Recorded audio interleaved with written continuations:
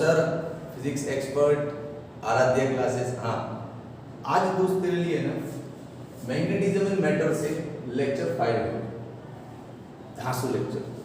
क्यों धांसू? क्योंकि एक ही आर्ग्यूमेंट पे हम 3 क्वेश्चन सॉल्व करेंगे। आर्ग्यूमेंट क्या है आज का कि magnetic needle in uniform magnetic field is placed, what happens with the needle. ये आर्ग्यूमेंट है, क्या होता है। आर्ग्यूमेंट मतलब एक क्रॉस क्वेश्चन है तेरे लिए कि जब यूनिफॉर्म मैग्नेटिक फील्ड फैला हुआ है उसके अंदर एक मैग्नेटिक नीडल को जाके यूं रख दे, फिर इस नीडल के साथ क्या क्या होगा, अरे क्या क्या नहीं होगा, तो देखता जा। चल 3-4 क्वेश्चन इस सीन में हम सॉल्व करेंगे थियरिकल बेसिस पे। हाँ ठीक है दोस्त, चल अब पहले देख काम कर, यूनिफॉर्म मैग्नेटिक फील्ड को ड्रॉ कर। बढ़िया, ये रहा यूनिफॉर्म मैग्नेटिक फील्ड। थोड़ा और ले ले, अपने घर की बात है। यूनिफॉर्म मैग्नेटिक फील्ड लिया, अब इसके अंदर एक अच्छा यूनिफॉर्म मैग्नेटिक फील्ड का ये नॉर्थ पोल होता है और इधर साउथ होता है ना पूरा। हाँ ठीक है, नॉर्थ में से आता है साउथ में जाता है, बता दो सब है कि नहीं। ये वायर इधर उधर गिरता रहता है यार, टेक्नीशियन देखना जरा। Okay okay comfortable. अब इसमें नीडल को रख देते हैं, चल मैग्नेटिक नीडल रखते हैं। ये रहा ले मजे का नीडल, तो ऐसा दिखेगा ना यूं। हाँ अरे मस्त, जिंदगी में पहली बार इतना परफेक्ट नीडल बनाए दोस्त। ये चाहिए तो इससे पहले गुजराती मीडियम का वीडियो अपलोड कर देख के नीडल के साथ ये मोटा बना है, मस्त परफेक्ट नीडल पहली बार बना है। ये नीडल का नॉर्थ है, ये नीडल का साउथ है, ठीक है। और अब नीडल का लेंथ क्या है साहब? अरे लेंथ तो 12 ही लेते हैं ना। हाँ अच्छा, नीडल का मैग्नेटिक मोमेंट, ये भाई मैग्नेटिक मोमेंट S से N की तरफ होता है, फ्रॉम S टुवर्ड्स N। हम जानते हैं इसको, पहले भी डिस्कस हो चुका है। ये रहा मैग्नेटिक मोमेंट का डायरेक्शन M। अच्छा मैग्नेटिक मोमेंट इस मैग्नेटिक फील्ड के साथ क्या एंगल बना रही है, तो देख ले, कुछ भी नाम दे दे। क्या नाम देगा? आर्यभट्ट। ने एंगल को आर्यभट्ट नहीं दे सकता ना, सूट नहीं करेगा। थीटा दे देना बस चलेगा। हाँ उनको थीटा की आदत है। ये मैग्नेटिक फील्ड इधर जा रहा है, ये मोमेंट इधर जा रही है, देख ले एंगल थीटा है कि नहीं। ठीक है दोस्त, अब सब तो बहुत कुछ साइंस है इसमें, लेकिन ओपनिंग क्या करें तो करते ना ओपनिंग कुछ ना कुछ। जो तुमने फिजिक्स का तो बड़ा इजी पढ़ना है। गुजराती में कहते हैं हमारे चित्र विद्यार्थी ना मित्र। जो तूने ड्रॉ किया, जो तुझे फील हुआ, जो तुझे इमेजिनेशन हो, समझ में आया इतना फिजिक्स, उसको लिख दे। तो पॉइंट लिख बताओ कैसे, क्या क्या लिख सकते हैं कि मैं फिगर में यूनिफॉर्म मैग्नेटिक फील्ड दिख रहा है, उसके अंदर एक मैग्नेटिक नीडल दिख रहा है, नीडल का लेंथ 12 है, नीडल का मैग्नेटिक मोमेंट M है, और नीडल के जो ये पोल स्ट्रेंथ है वो QM है। पोल स्ट्रेंथ लिखी नहीं ना अपन, इसकी पोल स्ट्रेंथ क्या है? QM। इसकी पोल स्ट्रेंथ क्या लेते हैं? QM। अरे पोल स्ट्रेंथ नहीं, अरे यार तेरी तो दिक्कतें कितनी है। ये होता है ना इलेक्ट्रिक डायपोल, होता है कि नहीं, उसका ये इलेक्ट्रिक चार्ज होता है ना। वैसे मैग्नेटिक नीडल को मैग्नेटिक डायपोल बोल सकते हैं ना। जो काम इसमें प्लस करता है, इसमें नॉर्थ करता है, जो नेगेटिव करता है वो साउथ करता है। Same role played by the NS as it is played by plus q minus q electric matters. Yes, जैसे इसको इलेक्ट्रिक चार्ज होता है, जैसे इसको मैग्नेटिक चार्ज होता है ना। हाँ मैग्नेटिक चार्ज को जनरली हमको क्या आदत है बोलने की? पोल स्ट्रेंथ, तो पोल स्ट्रेंथ बोलते हैं। हाँ नो इशू, चल ठीक है आ जा। तो अब चल पॉइंट लिखते हैं सुधा। पहला पॉइंट क्या लिखेंगे? In figure a magnetic needle is placed into uniform magnetic field of intensity B. Yes, in figure a magnetic needle is placed into uniform magnetic field of intensity B. Done? Okay. Next point. Length of magnetic needle is 12. Length of magnetic needle is equal to 12. Pole strength, magnetic charge भी बोल सकते हैं इसको। Pole strength of needle is equal to QM। फिर magnetic moment is equal to m which is equal to what, फिर वही electric matters को भूल जाता है ना, तो मैग्नेटिक मैटर्स में प्रॉब्लम होता है। क्या मैग्नेटिक जो इलेक्ट्रिक डाइपोल था उसकी लेंथ को हम क्या बोलते थे 2a, और उसकी मोमेंट को क्या लेते थे p, तो p 2a क्यों होता था, तो सेम यहाँ पे भी वही होगा। इसमें इलेक्ट्रिक डाइपोल मोमेंट को p बोलते थे, इसमें मैग्नेटिक डाइपोल मोमेंट को m बोलते हैं। जैसे इसमें लेंथ 2a लेते थे, इस बार हमने लेंथ क्या लिया 2l, है ना। इसमें इलेक्ट्रिक चार्ज होता था, इसमें मैग्नेटिक चार्ज, बन गया ना फॉर्मूला। बोला था मैंने पिछले वीडियो में भी, 2-3 वीडियो से बोल रहा हूँ कि जो चैप्टर 1 में पढ़ा है ना ये उसी का कॉपी है, सिर्फ नाम बदलने हमको। हाँ, तो मैग्नेटिक मोमेंट हो गया अपना 12 qm, क्लियर है। एक चीज लिखना भूल गया, जगह नहीं मिली इस पे, जगह नहीं मिली, ये थीटा के बारे में तो लिखो ना कि magnetic moment is making angle of theta with magnetic field. हाँ, किसी को नाराज क्यों करना भाई, सारे पॉइंट लिखो, तो जितना फिगर में दिखता है सब लिखेंगे ना। तो चलो क्या लिखेंगे, magnetic moment is making angle theta with magnetic field, done, बस हो गया।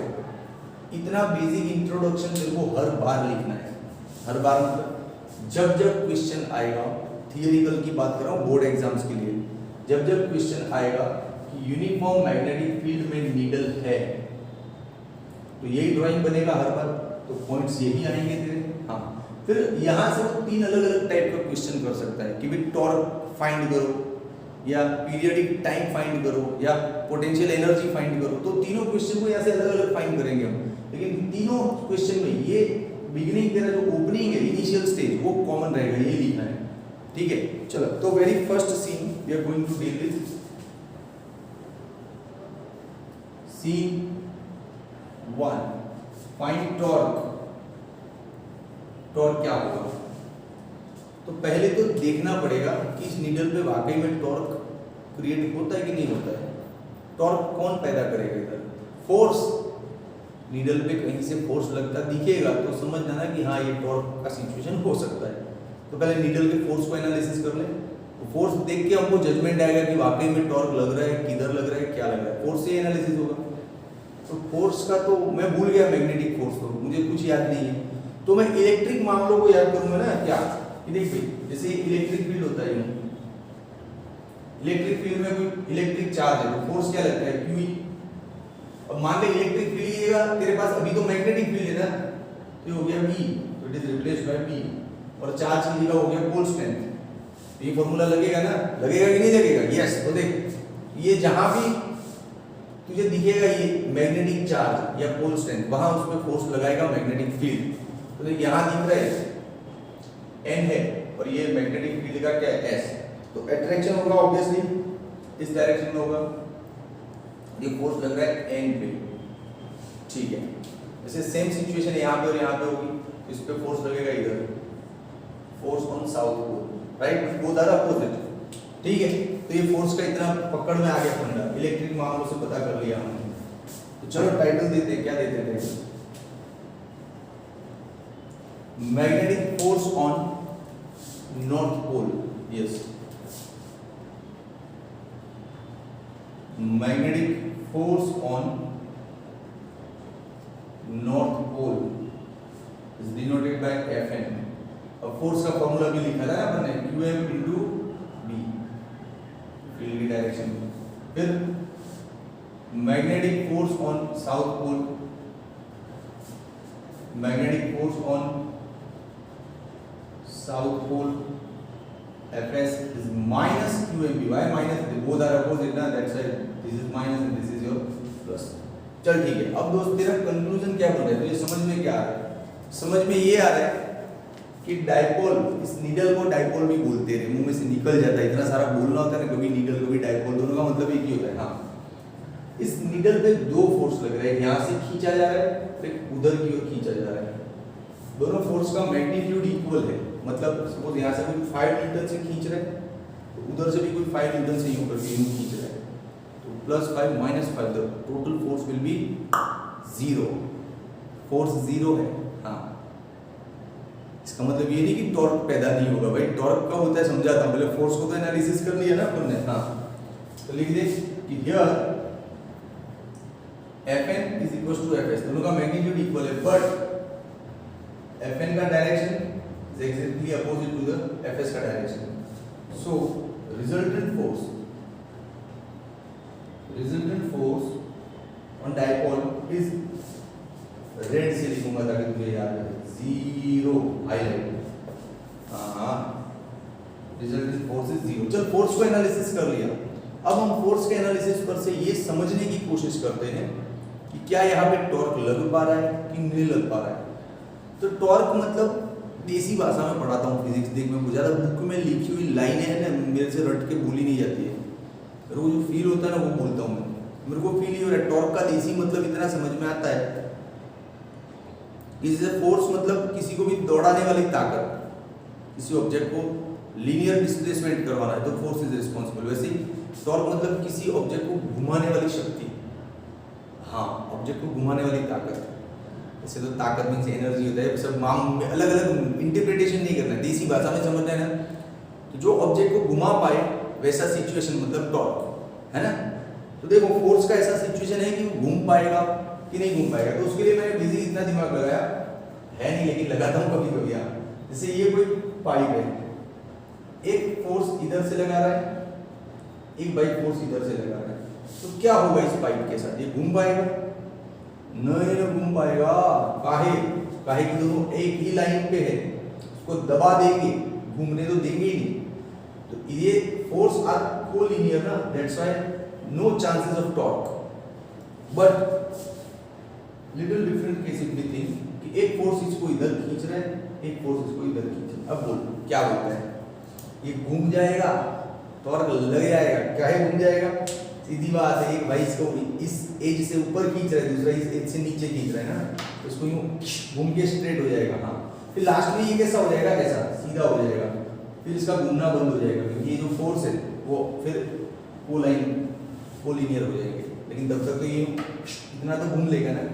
तो यहाँ घूमने वाला मामला बनता है, तो यहाँ हम बोल सकते हैं कि टॉर्क पैदा हो रहा है, सर हो रहा है कि नहीं? हाँ, तो क्या ऐसा कुछ मामला अपनी थियरी में बन रहा है?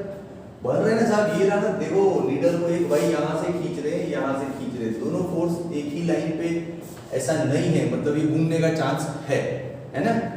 तो स्ट्रॉन्ग आर्ग्यूमेंट लिखना पड़ेगा क्या कि these two forces are non collinear, that's why they will create torque, the dipole will start rotating. Clear? हाँ, ये धांसू पॉइंट में दम होना चाहिए, समझ में भी दम होना चाहिए। क्या लिखेंगे? Fn and Fs are non-collinear, so torque is produced. Torque का स्पेलिंग नहीं आता साहब को। Torque is produced. Torque produce हो गया, पता है। अब टॉर्क का फॉर्मूला भी तो लाना है। टॉर्क का फॉर्मूला पता है, घबराने का नहीं। हाँ चल, टॉर्क का देसी फॉर्मूला लिखो। चल, टॉर्क का देसी फॉर्मूला क्या होता है? इक्वल फोर्स है तब की बात कर रहा हूँ, दोनों फोर्स का मैग्नीट्यूड इक्वल है, तो ये फॉर्मूला मेरा चल जाएगा इस बार देसी।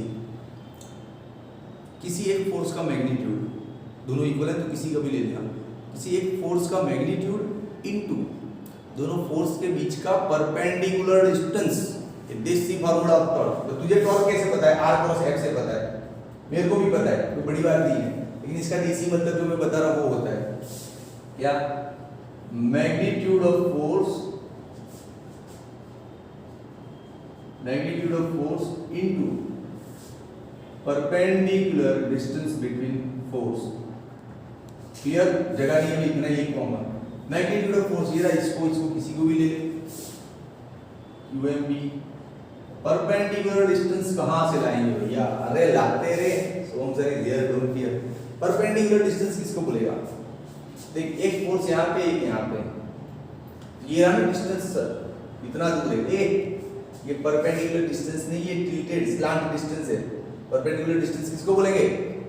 बताता हूं। देख ये फोर्स का लाइन ऑफ एक्शन पीछे ले जा थोड़ा, इसको भी थोड़ा इधर ले जा, तो ये जो बनेगा ना, ये सारा डिस्टेंस इन दोनों के बीच का परपेंडिकुलर डिस्टेंस कहलाता है। हाँ, तो ये डिस्टेंस पूछ रहे हैं हमका, एन डी नाम दे दो इसको।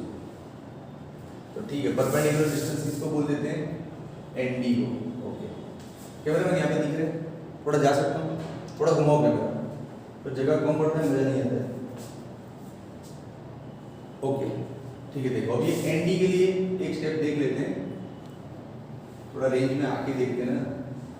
एन डी कैसे लाना है? ट्रायंगल एसएनडी देख ले, अब तू छोटा बच्चा नहीं है, ट्रायंगल एसएनडी में देख ले sin theta is equal to opposite upon hypotenuse. नहीं बताऊंगा ड्राइंग में, छोटा बच्चा नहीं है, फिर तेरी आदतें बिगड़ती है। 2l sin थीटा दिख रहा है तेरे को, तो लगा दो tau is equal to qmb 2l sin theta. अब इन दोनों को साथ में ले ले। क्यों ले ले? तो तुझे यार पढ़ने बैठा है, क्या करने बैठा है दोस्त? ये मोमेंट बन रहा है ना, मैग्नेटिक मोमेंट, इधर 12 pm। हाँ, तो magnetic moment is equal to p, ये सॉरी हाँ, ये क्या टाउ का फार्मूला। अब इसको क्रॉस फॉर्म में लिख दे, तो साइन चला जाएगा, एन क्रॉस डी हो जाएगा। बोल रहे झंडे गाड़ी की नहीं गाड़ी, सोम सर ने आज की थियरी में आया मजा कि नहीं आया? आना ही चाहिए। हाँ, ये हो गया टार्क का फार्मूला। तू समझा पूरी स्ट्रेटेजी? पहले हमने इस सिचुएशन को डिस्कस किया, लिखा कि हमारे पास यूनिफॉर्म फील्ड है, उसमें एक नीडल रखा है, नीडल थीटा एंगल बना रहा है, नीडल का लेंथ 2l है, नीडल का मोमेंट m है, सब लिख दिया छोटी छोटी बातें। फिर हमने गौर किया टॉर्क पे, पता चला कि टॉर्क पैदा होगा कि नहीं होगा, उसके लिए फोर्स को एनालिसिस करना पड़ेगा। तो हमने देखा कि एक फोर्स यहाँ पे लग रहा है, एक फोर्स यहाँ। क्यों लग रहा है? अरे ये साउथ है नॉर्थ खींचेगा ना अपनी ओर, ये नॉर्थ है साउथ को खींचेगा ना, अट्रैक्शन। हाँ, तो दोनों फोर्स दिखाई दिए ना, तो पता चला कि फोर्स के मामले में इतना कुछ एनालिसिस है। फिर देखा कि फोर्स एक लाइन पे नहीं है, मतलब ये लोग घुमा देगा।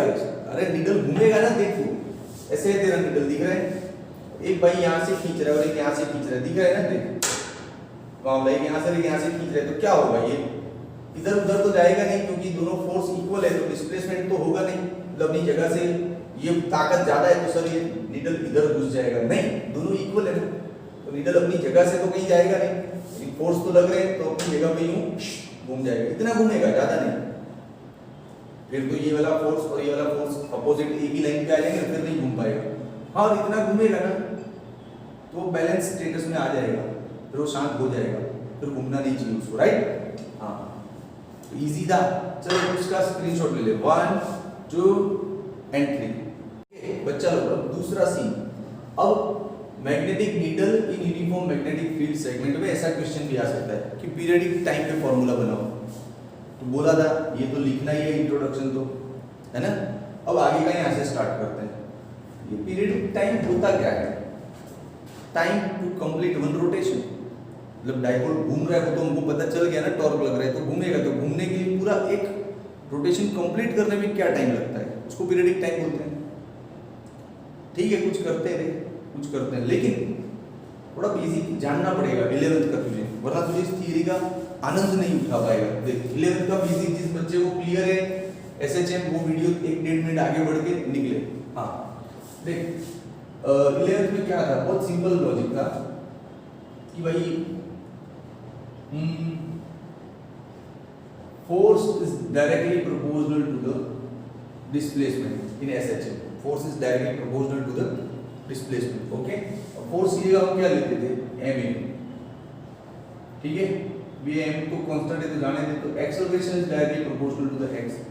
तो एक्सेलरेशन को कैसे लिख सकते थे?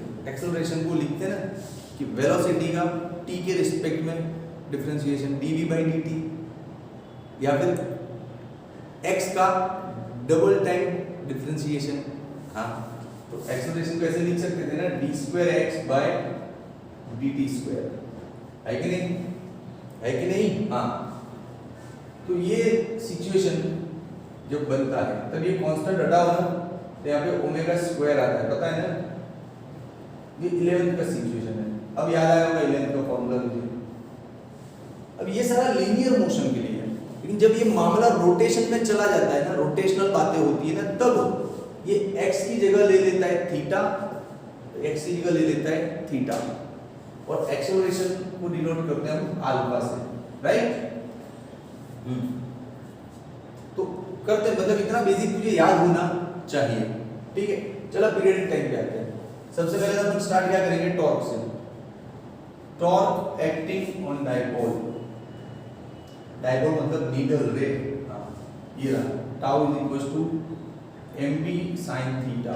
अब यहाँ पे टॉर्क में दो करेक्शंस करने हैं, आर्गुमेंट देके फिर करेक्शन करने हैं। ऐसे मामा का घर नहीं है, कुछ भी लिख दिया रट्टा मार के, चल प्रॉपर आर्गुमेंट देंगे फिर करेक्शन करेंगे। पहला आर्गुमेंट क्या कि ये जो थीटा है ना बहुत स्मॉल होता है, क्योंकि हम डायपोल बहुत छोटी लेते हैं प्रैक्टिकली लैब में। यहाँ पे तो तुझे इतनी बड़ी दिख रही है नीडल, भाई वो तेरे को ड्राइंग अच्छे से दिखे ना एकदम क्लियर, इसलिए इतना जूम करके ड्रॉ किया है।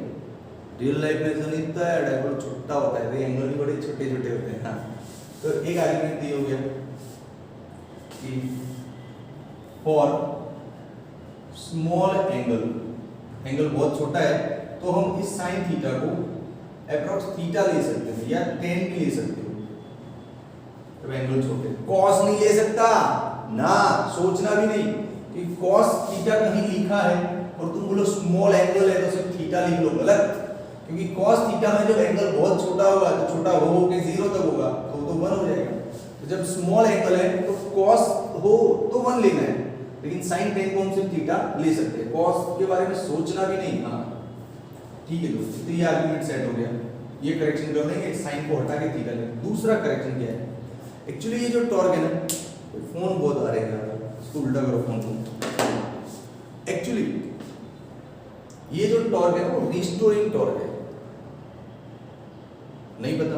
अरे यार ये तो तकलीफ है, तुझे कुछ पता होता नहीं, फिर मुझे सारा बताना पड़ता है, उसमें फिर वीडियो लंबा हो जाता है बच्चों को, और जिनको पता है ना उनको फिर बोर होता है कि सर क्या पूरा ना पढ़ा कर दो।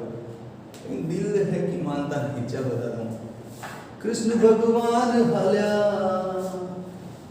द्वारिका ने कहीं, चलो आ जाओ। कृष्ण भगवान को बाद में याद करेंगे, समझाना कैसे वो प्लान बना रहा हूँ, स्ट्रेटेजी बना फिर वो समझाओ कैसे। हाँ देख मिलेगा स्ट्रेटेजी। ये डायपोल एक्चुअली ऐसे होता ही नहीं है, क्यों होगा? अरे टॉर्क लग रहा है ना, उसको घुमा के सेटल कर देगा। ये डायपोल यहाँ होगा तो ऐसे घुमा के ऐसे कर देगा। हाँ तो डायपोल ऐसे होता ही नहीं, ऐसे होगा, है ना? अब इस डायपोल को इस सिचुएशन में लाना है तो तुझे यहाँ से ताकत लगाना पड़ेगा, वर्क करना पड़ेगा। क्यों? क्योंकि टॉर्क ऑलरेडी लग रहा है, इन दोनों का टॉर्क लगा के उसको इधर सेटल कर दे तो थोड़ा ही जैसे भी कोशिश करेगा ना, ये टॉर्क फिर चालू हो जाएगा, इसको फिर बिठा देगा। तो थोड़ा और कोशिश कर, फिर बिठा देगा। तो जितना कोशिश ज्यादा करेगा उतना ज्यादा टॉर्क इसके अंदर जमा होगा, उसको वापस स्पीड में ले आएगा, है ना? तो in that situation you can see that this is restoring torque which is ready to bring back the dipole into the main situation in its original position. That's why this is called restoring torque. एक argument दे सकते हैं कि this is restoring counter torque, restoring torque. So we can take negative sign here.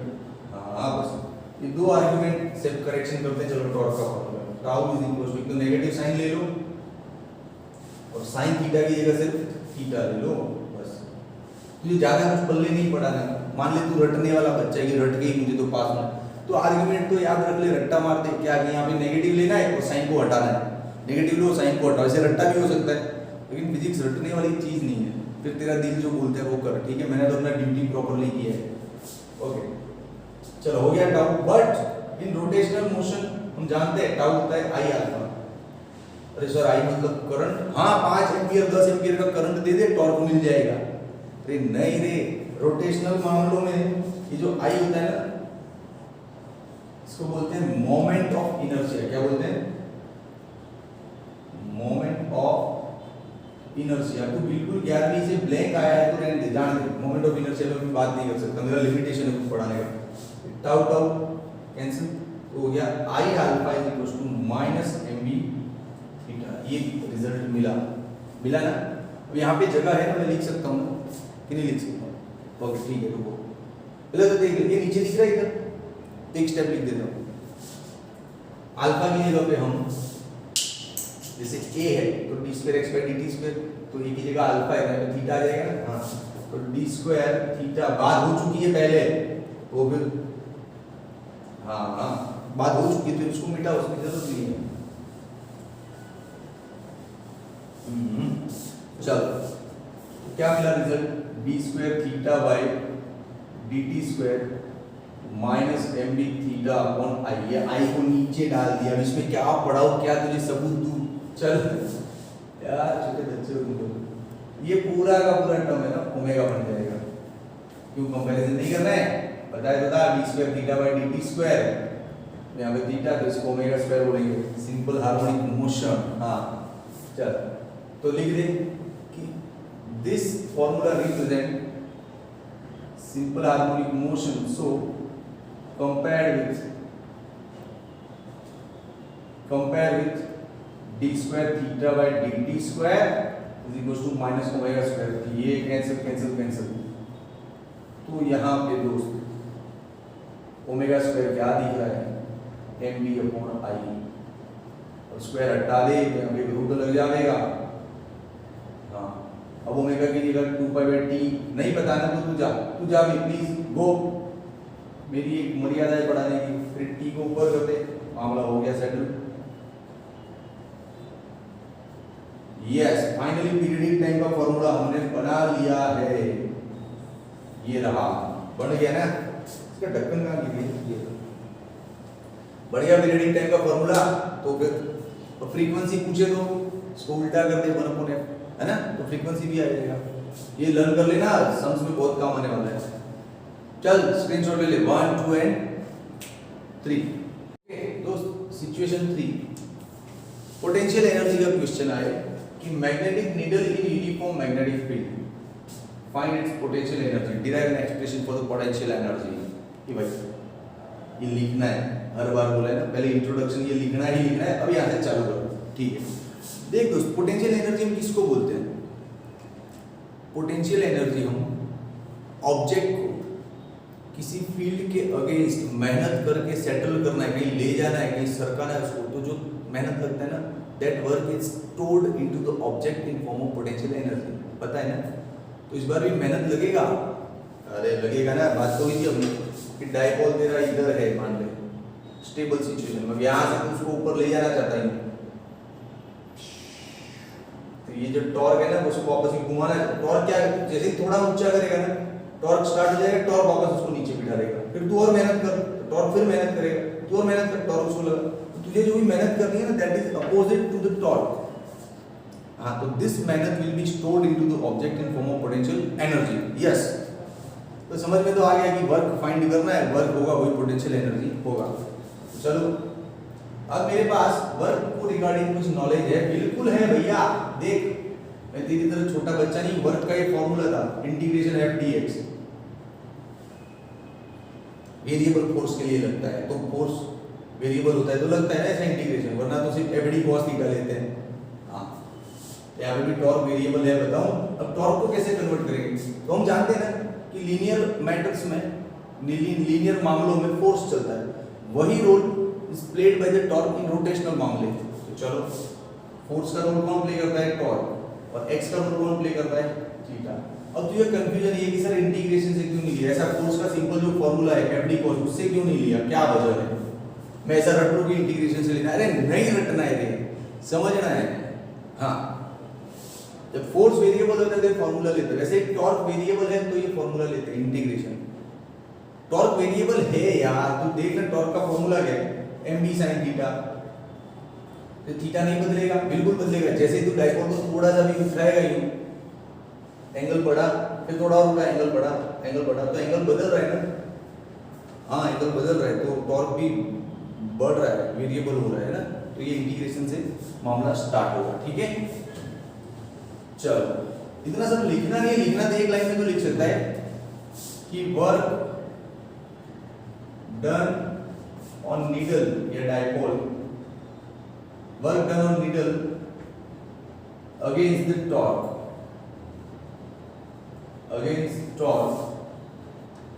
is stored into needle in form of, नहीं लिखेगा तो भी चलेगा रे, पोटेंशियल एनर्जी, ठीक है। तो work is exactly potential energy and it is denoted by tau D theta. चल अब टाउ का फार्मूला क्या था, mv sin थीटा। हाँ यस, mv sin का इंटीग्रेशन माइनस cos, तो ये minus mv cos theta potential energy. ये माइनस तो है ही, लेकिन cos को हटा दे तो ये डॉट प्रोडक्ट हो जाता है ना, नहीं होता तो तू प्लीज यार 11 थोड़ा सा वो इजी तो 11 आना चाहिए ना हमको। ठीक है चलो, ये हो गया पोटेंशियल एनर्जी का फॉर्मूला, सिंपल है। अब इसकी यहाँ पे तीन अलग अलग सिचुएशन बनती है, तीन अलग अलग सिचुएशंस बनती है, तो बनाए हम, जगह तो है नहीं, इधर बनाता हूँ। देखो कहाँ तक जा सकता हूँ भाई टेक्नीशियन, यहाँ तक लिख सकता हूँ, थोड़ा सा कैमरा इधर कर दो, यहाँ तक लिख सकता हूँ ना। चलो आ जाता है। तीन अलग अलग सिचुएशन बनती है। First situation, if theta is 0 then what, तो ले ले माइनस mv cos 0। यहाँ पे थीटा 0 लूँ तो क्या होगा, तो देख तू भी देख क्या होगा, माइनस mv cos 0 मीन्स 1, तो ये होगा माइनस mv, मतलब ये मिनिमम लेवल हो गया एनर्जी का, इससे छोटा एनर्जी नहीं होगा। नेगेटिव mv मतलब it is the minimum level of potential energy which can be stored into the needle by doing some work on it against the magnetic field और against the torque. हाँ समझा, ये minimum level है। अच्छा, किसी भी object का potential energy minimum हो जाता है, मतलब वो सेटल हो गया लाइफ में, फिर वहां से इसको डिस्टर्ब होने का मन नहीं होता है जब तक कि कोई एक्सटर्नल फोर्स उस पर काम ना करे। तो ऑब्जेक्ट मिनिमम पोटेंशियल एनर्जी पे आता है ना, तो स्टेबल बैलेंस में होता है, स्टेबल इक्विलिब्रियम में आ जाता है, स्थायी हो जाता है, सेटल हो जाता है ना। हाँ, तो इस सिचुएशन को हम बोल सकते हैं मैक्सिमम स्टेबल स्टेटस या इक्विलिब्रियम। ठीक है दोस्तों, दूसरा इसको रेड से लिखता हूँ, इंपॉर्टेंट है, पूछते हैं ऐसा एक मार्क में, तो रेड से लिखते हैं ना,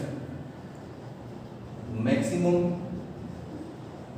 स्टेबल स्टेटस की जगह इक्विलिब्रियम लिख दे चलेगा। ये पूछते हैं 4 मार्क्स में, क्या कि मैग्नेटिक डाइपोल है, उसको यूनिफॉर्म मैग्नेटिक फील्ड में रखो और एंगल 0 कर दो, तो क्या सिचुएशन होगी, तो ये होगी रेड कलर की लिखी तो है। हाँ, दूसरा पॉइंट क्या, if theta is 180 then what, अरे यार थीटा 180 है तो समझ ये रहा cos 180 दे रहा, cos 180 means -1, it will be plus mv। अरे बाप रे, ये तो पोटेंशियल एनर्जी मैक्सिमम हो गया, इससे बड़ा नहीं हो पाएगा, ये तो अनस्टेबल है, क्योंकि कोई भी ऑब्जेक्ट क्या चाहता है कि खुद की पोटेंशियल एनर्जी मिनिमम कर दे। अरे यहाँ तो पोटेंशियल एनर्जी मैक्सिमम है, तो ऑब्जेक्ट को जमेगा नहीं है, वो अपनी एनर्जी मिनिमम करना चाहेगा, है ना। तो ये अनस्टेबल स्टेटस है उसका, maximum unstable status, maximum unstable status. तो तीसरा आर्गुमेंट, अब जगह तो बची नहीं कहीं पे, गरीब टीचर है, इतने छोटे से बोर्ड है, बोला आराध्य वालों को डिजिटल बोर्ड ले आओ, तो पैसा नहीं है, मारवाड़ी है आराध्य वाले, प्योर राजस्थान के, पैसा नहीं है, पैसा तो चेक भेजो आप लोग जिन जिन के बाकी है ना, भेजो थोड़ा बहुत तो भेजो, तो डिजिटल बोर्ड ले आए, फिर ये बड़ा बोर्ड, ये से जूम करो, ऐसे करो, ये करो, वो जहां टच करो वहां से क्वेश्चन निकलेगा। हाँ ठीक है, तीसरा सिचुएशन इफ थीटा इज 90, हाँ वो पढ़ने वाले बच्चे को पता चल जाएगा तीसरा सिचुएशन क्या लेने वाले सर, 90, पोटेंशियल एनर्जी 0, मतलब यहाँ पे टिकेगा ही इस सिचुएशन में। पोटेंशियल एनर्जी क्या करता है, ऑब्जेक्ट को टिकाए रखता है, होल्ड द पोजीशन ना, that energy is potential energy which is responsible for the position of object. अब पोटेंशियल एनर्जी नहीं तो उसको टिका के कौन रखेगा, पोजीशन कौन होल्ड करेगा, तो नहीं रह पाएगा। हाँ ठीक है, तो ये देख तेरा थियरी खत्म हो गया, पोटेंशियल एनर्जी पूछता है तो इतना लिख खत्म हो गया। अब स्क्रीनशॉट भी ले ले, चल पहले 1 2 एंड 3। अब सुनो, मैं एक और तुझे फॉर्मूला देता हूँ, एक्स्ट्रा ऑर्डिनरी है, वो तेरे काम आएगा एमसीक्यूज में, तो 2-3 मिनट का वीडियो और देख ले, मजा आ जाएगा, जाना नहीं, देख के जाना। चल 1 2 एंड 3, चला जा दोस्त। हर धड़कन में प्यास है तेरी, सांसों में तेरी खुशबू है, चल एक्स्ट्रा सीन में देख बता रहा हूँ, जैसे ये यूनिफॉर्म मैग्नेटिक फील्ड है, मजा आएगा तुझे, यू विल एंजॉय। इस धरती से उस अंबर तक मेरी नजर में तू ही तू है, प्यार ये टूटे ना, यार ये टूटे ना, तू मुझसे रूठे ना, साथ ये छूटे कभी ना, तेरे बिना भी क्या जीना।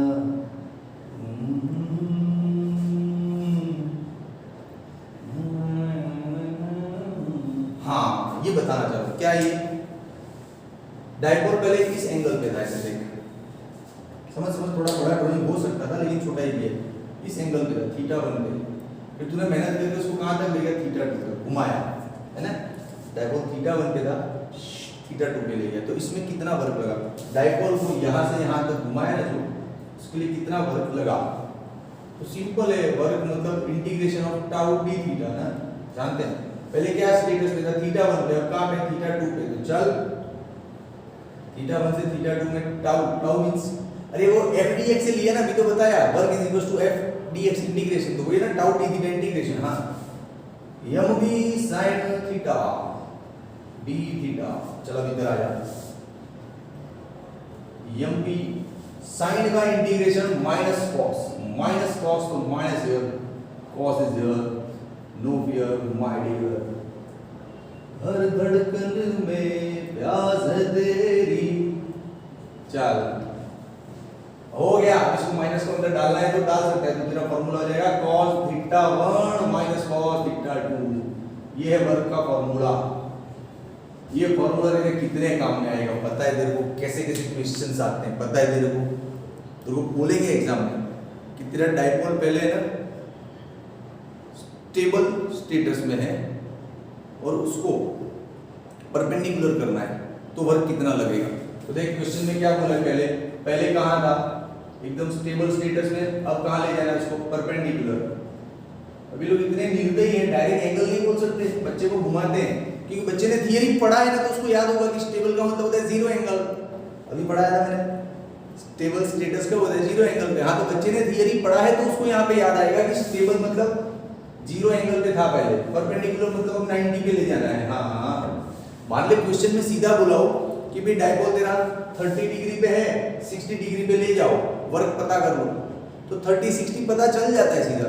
लेकिन क्वेश्चन में ऐसा भी लैंग्वेज डालते हैं लोग कि स्टेबल है, मैक्सिमम अनस्टेबल पे ले जाओ, तो स्टेबल मतलब जीरो, अनस्टेबल मतलब 180 पे ले जाओ, ऐसा भी होता है ना। हाँ यहाँ पे परपेंडिकुलर बोले, चलो तो work is equal to mv cos θ1 minus cos θ2, yes 1 minus 0, तो work is equal to mv। ऐसे क्वेश्चंस आते हैं दोस्तों, एमसीक्यू में तो बहुत आ रहे हैं, बोर्ड एग्जाम्स में भी आएंगे तेरे, पूछकेट में भी आ सकते हैं, नीट में भी आ सकते हैं, है ना, इजी है।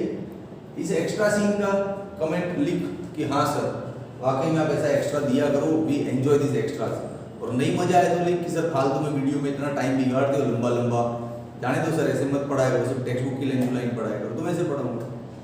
जो भी तेरा ओपिनियन है दिल से जो फील हुआ ना वही लिख कमेंट में, we need your genuine opinions. अपना चैनल ऐसा नहीं है कि हजारों कमेंट ठुकवा दी, हजारों लाइक के ले आए कहीं से, ऐसे नहीं है। हमको जानना है हमारा काम क्या इम्पैक्ट कर रहा है मार्केट में। तब लोग कमेंट लिखोगे ना तो हमको पता चलेगा कि क्या इम्पैक्ट हो रहा है, हमको काम को कितना और डेवलप करना है। ठीक है, चल दोस्तों बाय।